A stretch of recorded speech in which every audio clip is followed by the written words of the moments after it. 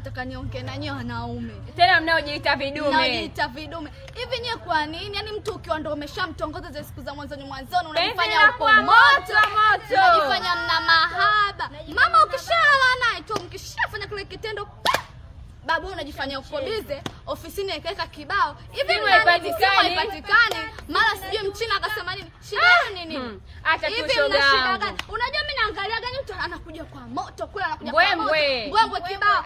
Nishafanya tu. Hivi ni nini? Kwanza anakupa miela. Miela mama mkishafanya kesho ukimwambia baby nina njaa. Mimi hapa mama wewe kibaya zaidi shoga yangu. Anakuvua chupi. Haja kununulia hata chupi. Hiyo chupi amenunua nani unajua? Wewe unajua hela ananipa nani? Hadi kodi. Sio ndo tushaambia kama hivyo. Yaani kwanza tutaka tujue mnakuwa na shida gani. Asi hapa naambia hivyo sisi hapa hatuna namba sisi 45. Hata namba 10 na 15. Sisi ndo yaani ndo kama unavyotuona. Sisi unavyotuona hivyo hivyo.